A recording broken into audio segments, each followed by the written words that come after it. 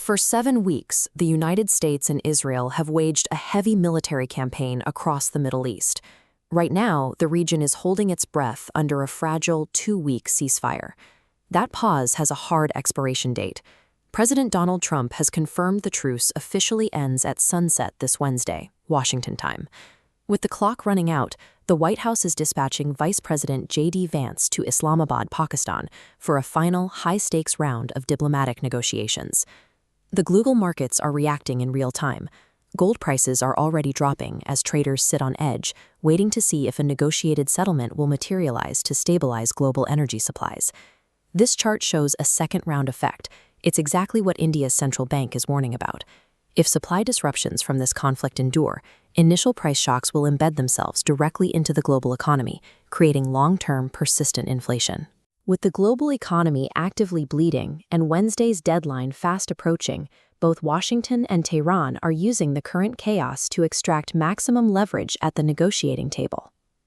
Washington's approach to the Islamabad talks is straightforward: apply overwhelming military and economic pressure to force Tehran into an agreement that strips them of nuclear capabilities. The administration established this posture early with Operation Midnight Hammer.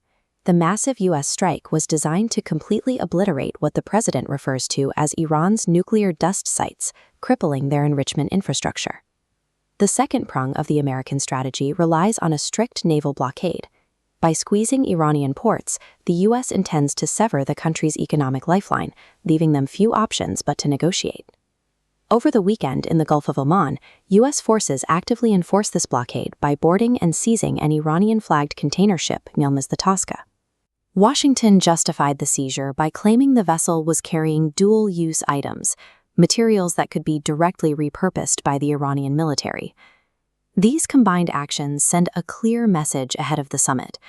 Iran must negotiate from a position of total military and economic containment, or accept the consequences of a renewed offensive. Tehran is actively demonstrating that they will not be starved into compliance. They are executing asymmetric countermaneuvers to prove they still hold significant cards. Iranian Parliament Speaker Mohammad Bagher Ghalibaf has openly accused the U.S. of violating the ceasefire with the Tosca seizure, stating that Washington is trying to turn the negotiations into a surrender table. This map shows the Strait of Hormuz. By shutting down this specific transit passage in retaliation, Iran has effectively taken 20% of the world's daily oil supply hostage.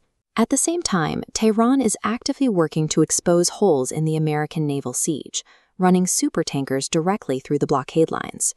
Just this week, an Iranian vessel successfully navigated out of the Riau archipelago, delivering 2 million barrels of crude oil to Indonesia right under the nose of U.S. forces.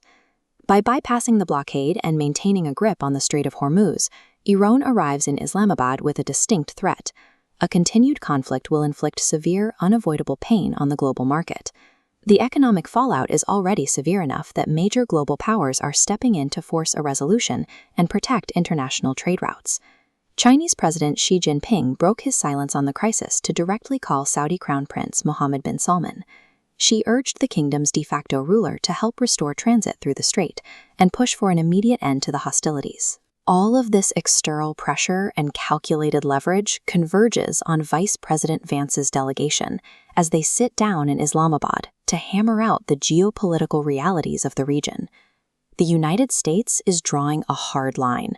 President Trump insists that Tehran will be left with zero nuclear capabilities, warning that if they refuse a fair deal, they will face problems they have never seen before. Iran's delegates bring their own red line to the table. They refuse to negotiate under the threat of a naval blockade, especially one they've already proven they can pierce. When the clock hits zero on Wednesday evening, the resulting deal will immediately set global inflation rates and dictate exactly what you pay at the gas pump by Thursday morning.